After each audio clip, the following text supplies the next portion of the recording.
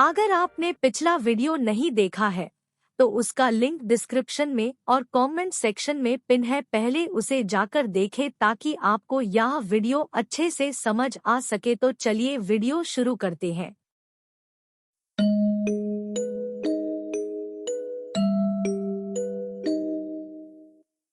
श्रावणी राय बहादुर को हैरानी से देख रही थी और राय बहादुर के चेहरे पर एक शिकन भी नहीं थी। राय बहादुर ने कितनी आसानी से इतना बड़ा झूठ कह दिया था कि उन्होंने लाल रानी का नाम ही नहीं लिया। श्रावणी के चेहरे के भोले भाले हैरान परेशान भाव देखकर राय बहादुर ने कहा, तुम्हें गलतफहमी हुई है श्रावणी, ना मैं ऐसी किसी औरत को जानता हूँ और ना मैंने तुम्हारे सामने उसका नाम लिया है। तुम परेशान थी, गुस्से में थी, इसलिए हो सकता है कि मैंने कहा कुछ और तुमने सुना कुछ और हो। चलता हूँ। और हाँ, गलती से भी अपने कान में से वो सोने की बाली मत उतारना, जब तक मैं न कहूँ उसे छेड़ना भी मत। ठीक है, नहीं उतारूंगी। राय बहादुर ने आंख भरकर श्रावणी को देखा, वो भी ऐसे कि जैसे वो कह रहे हो कि हाँ, मैं लाल रानी के जिक्र के बारे में सबके सामने सफेद झूठ बोल रहा हूँ, पर तुम कुछ नहीं कर सकती और न ही तुम्हें करना चाहिए। फिर राय बहादुर ने केशव को एक रजवाड़े की तरह प्रणाम किया और योगी अमृत के साथ अपनी गाड़ी में बैठकर मुखिया चंदन लाल की हवेली की तरफ निकल गए। श्रावणी गाड़ी को तब तक जाते हुए देखती रही जब तक वो आंखों से ओझल नहीं हो गई। किसी गहरी सोच में खोई श्रावणी अपने कान में सजी हुई राय बहादुर की बाली को छूते हुए केशव की तरफ मुड़ी। केशव की आंखों में आंसू थे और वो किसी अपराधी की तरह अपनी बेटी के आगे हाथ जोड़े खड़ा था। श्रावणी ने आगे बढ़कर अपने बापू के हाथ पकड़ लिए और उनके आंसू पोंछे। केशव ने बड़ी ही शर्मिंदगी से अपनी बच्ची की तरफ देखा और कहा, मुझे माफ कर दे लाडो, मुझे माफ कर दे। कभी नहीं सोचा था कि अपनी लाडो को इस तरह किसी अनजान आदमी के पल्ले बांधना पड़ेगा। एक ऐसा आदमी जिसके नाम के सिवा मैं कुछ नहीं जानता, पर कोई और रास्ता नहीं है लाडो। अगर तू इस गांव से ना गई तो ना ये गांव बचेगा ना तू। सबको जिंदा रखने का बस यही एक तरीका है। हो सके तो अपने इस कमजोर बाप को माफ कर देना लाडो। ऐसा मत बोलो बापू। बापू कभी अपनी छोटी सी लाडो से माफी मांगते हैं क्या? गांव वाले जो कर रहे हैं, आपको जो करना पड़ रहा है, राय बहादुर जो करने को तैयार हो गए हैं, उस सबकी जिम्मेदार तो मैं हूं ना बापू। मैं एक श्राप, एक बोझ, एक बला बनकर जन्मी हूं, तो देर सवेर तो ये घड़ी आनी ही थी ना। अब ज्यादा मत सोचो, अपनी इस बदनसीब बेटी को लाल जोड़े में विदा कर देना बस, और ये प्रार्थना करना कि मेरे साथ जी रही वो 100 रूहें गति पा जाएं। गट्टे की सब्जी और खाजड़ा खाओगे बापू? मेरा ब्याह हो जाएगा तो आपको ये सब कौन खिलाएगा? बस कर लाडो, बस कर। तेरे बापू का दिल इतना भी मजबूत नहीं है कि बार बार ये याद करे कि उसकी लाडो उसे हमेशा के लिए छोड़कर जाने वाली है। चल, आज हम दोनों मिलकर गट्टे की सब्जी बनाते हैं। चल लाडो। केशव ने अपनी मासूम सी बच्ची के सिर पर हाथ रखा और श्रावणी अपने बापू का हाथ पकड़कर रसोई की तरफ चली गई, पर उसका दिमाग राय बहादुर और राय बहादुर की उससे शादी करने की वजह के आसपास ही मंडरा रहा था।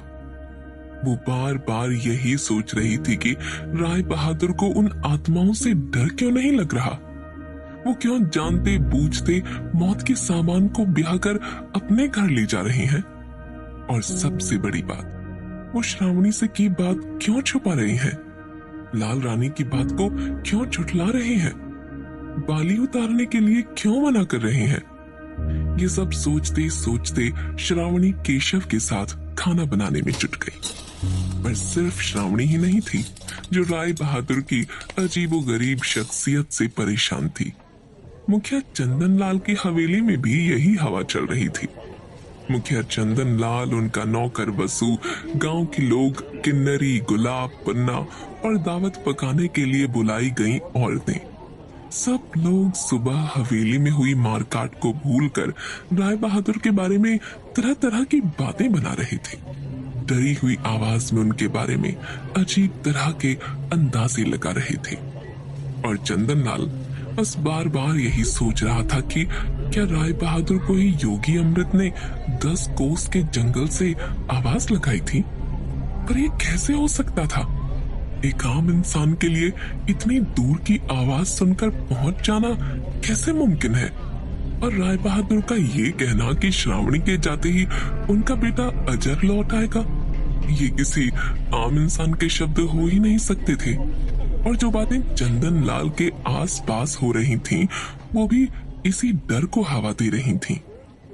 मुखिया जी, अगर योगी अमृत इस हवेली में न रहे तो मैं उस राय बहादुर की सेवा के लिए रात को न रुकूंगा। अरे क्या पता कौन जिन्न या प्रेत है ये आदमी जो हवा में से पैदा होके श्रावणी का पति बनने को आ पहुंचा। वसु सही कह रहा है चंदन लाल जी, श्रावणी को भयगढ़ से निकालने के चक्कर में किसी भूत पिशाच को तो घर में आसरा न दे रहे आप। अरे मरे मरे अपना सारा बहा खून समेट कर जिंदा हो गया वो आदमी। डर न लग रहा आपको? क्या करने लगे हो मुखिया जी? सबकी बात मान क्यों नहीं रहे आप? आज सवेरे ही अपनी बहू, भतीजे और बेटे को गंवाया है आपने। उस राय बहादुर को हवेली में लाके अपने पोते की जान भी खतरे में डालोगे क्या? कौन जाने क्या बला है वो जिसके आगे श्रावणी में बैठे भूत भूतनियों की भी न चली। बस, और बस का मतलब है बस। राय बहादुर तेज प्रताप सिंह कोई भूत हो, पिशाच हो, जिन्न हो या आम आदमी हो, मुझे कोई फर्क नहीं पड़ता। वो श्रावणी को ब्याह कर हम सबकी जिंदगी से दूर ले जाएगा। हमें बस उससे मतलब होना चाहिए। और मैं उसे योगी अमृत के भरोसे पर भयगढ़ में लेकर आया हूँ। योगी अमृत एक चिरंजीवी तपस्वी है, कोई बुरी आत्मा उनका साया भी बर्दाश्त नहीं कर सकती। मगर राय बहादुर उनके साथ मेरी इस हवेली में ब्याह तक रुकने को तैयार है। 100 बात की एक बात है, समझ लो तुम सब लोग। राय बहादुर शैतान हो या इंसान, उसकी सेवा में कोई कमी नहीं होनी चाहिए। और खबरदार, जो उसके या योगी अमृत के सामने किसी ने भी कोई उल्टी सीधी बात की तो अगर रात में राय बहादुर के साथ रहने में डर लगता है तो तुम लोग शाम को वापस घर जा सकते हो। मैं खुद सब संभाल लूंगा। मुखिया चंदन लाल के ऐलान ने सबके मुंह पर ताले लगा दिए। अब राय बहादुर चाहे कोई भी हो, कुछ भी हो, सबको उनका एक दामाद की तरह सत्कार करना था। भले ही सर पर तलवार लटक रही हो या मौत मंडरा रही हो, राय बहादुर को शादी होने तक पलकों पर बिठा कर रखना था। अचानक हवेली के बाहर गाड़ी की आवाज सुनाई दी। चंदन लाल ने पन्ना और किन्नरी को देखा और दोनों फूलों के हार, तिलक की थाली और मिठाई लेकर दरवाजे पर खड़ी हो गईं। दरवाजे के किवाड़ खुले और राय बहादुर तेज प्रताप सिंह ने हवेली के अंदर कदम रखा और उनके पीछे पीछे आए योगी अमृत। चंदन लाल ने हाथ जोड़कर उनका स्वागत किया। पन्ना और किन्नरी ने स्वागत के गीत गाए, राय बहादुर का तिलक किया, आरती उतारी और उन्हें फूलों के हार पहनाए।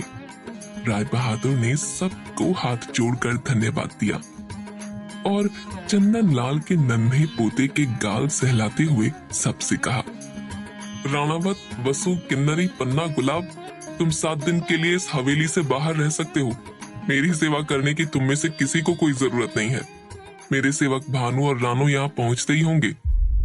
राय बहादुर का तीखे लहजे में सुनाया गया फैसला सुनकर सब हैरान भी हुए और डरे भी। क्या हो गया था? क्या राय बहादुर किसी बात से नाराज हो गए थे? चंदन लाल ने बड़ी विनम्रता से अपने हाथ जोड़े और राय बहादुर से पूछा, हमसे कोई गलती हो गई क्या राजा साहब? क्या सब इंतजाम आपके हिसाब से नहीं है? आप कहिए तो सही, हम सब आपकी पसंद के हिसाब से बदलवा देंगे। चंदन लाल, बात इंतजाम की नहीं, इंतजाम करने वालों की है। तुम्हारे सभी नौकर चाकर, छोटे बड़े काम करने वाले लोग हमें कोई पिशाच समझ रहे हैं, हमसे डर रहे हैं। ऐसे में ये भला हमारी क्या सेवा करेंगे, हमारा क्या ख्याल रख सकेंगे? इसलिए इनमें से कोई भी अगले 7 दिन तक इस हवेली में नहीं दिखाई देगा। हवेली का सारा काम और हमारा सारा काम भानु और रानो ही देखेंगे। आप सब लोग जा सकते हैं, जाइए अभी। राय बहादुर की आवाज की गूंज सुनकर हवेली के सभी नौकर जाकर माफिया मांगते हुए भाग खड़े हुए। योगी अमृत ने चंदन लाल और उसके नवजात पोते को देखा और कहा, चंदन लाल, अगर तेरे मन में भी राय बहादुर साहब को लेकर कोई शंका है या डर है तो तू भी अपने पोते के साथ अगले 7 दिन तक इस हवेली के बाहर रह सकता है। अगर तुझे अपने और अपने पोते के लिए जान का डर लग रहा हो तो तू भी जा सकता है।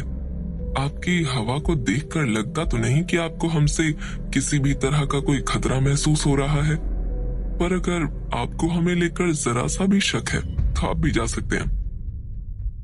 राजा साहब, आप कौन है या क्या है ये तो मैं नहीं जानता, पर मुझे योगी अमृत पर पूरा भरोसा है, इसलिए मुझे आपसे कोई डर नहीं, न अपनी जान के लिए और न अपने पोते की जान के लिए।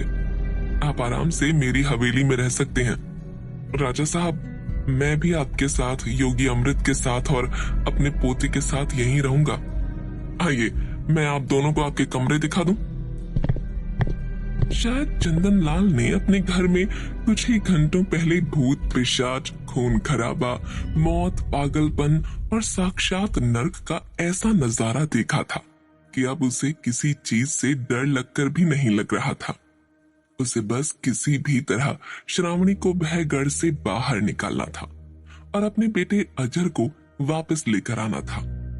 चंदन लाल ने राय बहादुर और योगी अमृत को उनके कमरे दिखाए। किन्नरी जो खाना बनाकर गई थी वो उनके कमरों में पहुंचाया। उनसे कहा कि कल सुबह वो शादी के लिए जो भी इंतजाम करवाना चाहती है वो भयगढ़ के लोगों को बता दें, जैसा चाहेंगे वैसा कर दिया जाएगा। इतना कहकर चंदन लाल अपने पोते को लेकर नीचे वाले कमरे में सोने चला गया। 1 घंटे बाद योगी अमृत ने राय बहादुर के कमरे का दरवाजा खटखटाया और वो दरवाजा अपने आप खुल गया। योगी अमृत कमरे के अंदर आया और उसने देखा कि राय बहादुर एक लालटेन की धीमी रोशनी में सिर्फ एक सफेद सूती धोती पहने जमीन से 2 फुट ऊपर उठकर हवा में ध्यान लगाकर बैठा है। अलग अलग रंग की रोशनी उसके पूरे शरीर के आर पार इस तरह बह रही है जैसे किसी रोशनदान की जाली से इंद्रधनुष गुजर रहा हो। योगी अमृत चुपचाप खड़ा ये नजारा देखता रहा और अपनी आंखें मूंदे मूंदे ही राय बहादुर ने उससे पूछा, अमृत, अगर तुम हमसे ये पूछने आए हो कि लाल रानी का नाम सुनकर श्रावणी ने पलटकर क्या किया या क्या कहा, तो इसका जवाब देना अभी सही नहीं होगा, पर कुछ तो कहो तेज। ये नाम सुनकर श्रावणी पर या उसके अंदर बैठी उन आत्माओं पर कोई असर ही ना हुआ हो, ये हो ही नहीं सकता। मुझे विश्वास है कि तुमने उसे लाल रानी कहकर बुलाया, तभी वो शादी के लिए तैयार हुई है। राय बहादुर ने अपना ध्यान तोड़ा, जमीन पर उतरे। रोशनी की किरणें उनके शरीर में लुप्त हुई और उन्होंने योगी अमृत से कहा, श्रावणी शादी के लिए इसलिए तैयार हुई है क्योंकि मैंने ये बात उसके दिमाग में अच्छी तरह से बिठा दी है कि आगे वो आत्माएं जो भी करेंगी उसकी जिम्मेदार सिर्फ वो होगी। और श्रावणी शादी के लिए इसलिए भी तैयार हुई है क्योंकि मैंने उसके अंदर बैठी उन शैतानी आत्माओं को एक सोने की बाली में बांध दिया है। वो न श्रावणी को नुकसान पहुंचा सकती हैं और न किसी की जान ले सकती हैं। राय बहादुर के ये कहने की देर थी कि अचानक हवेली में चूड़ियों और पायल के खनकने की आवाज आने लगी। पूरी हवेली में एक भूतिया औरत की आवाज में लोरी की आवाज गूंजने लगी। राय बहादुर, योगी अमृत और चंदन लाल भागकर अपने कमरों से बाहर निकले। बाहर निकलकर उन्होंने जो देखा वो किसी को भी डर से मार देने के लिए बहुत था। श्रावणी तीसरी मंजिल की छत की बन्नी के आखिरी छोर पर चंदन लाल के पोते को लेकर खड़ी हुई थी।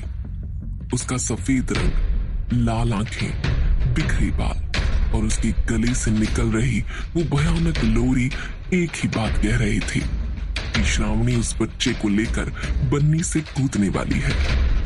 क्या होगा अब? सोने की बाली का तंत्र टूटा कैसे? या उन आत्माओं ने कोई बीच का रास्ता ढूंढ निकाला? क्या श्रावणी उस नवजात शिशु के साथ छत से कूद जाएगी? या राय बहादुर किसी तरह उन शैतानी आत्माओं को एक बार फिर रोक लेंगे? जानने के लिए सुनते रहिए श्रावणी और राय बहादुर की कहानी, जिसका नाम है भयनगर। अगर आपको यह वीडियो अच्छा लगा हो तो सब्सक्राइब बटन को हिट करना न भूले ताकि आप हमारा कोई भी अपडेट न मिस करें। और कृपया लाइक और शेयर करें ताकि हमें मोटिवेशन मिलता रहे। Thanks for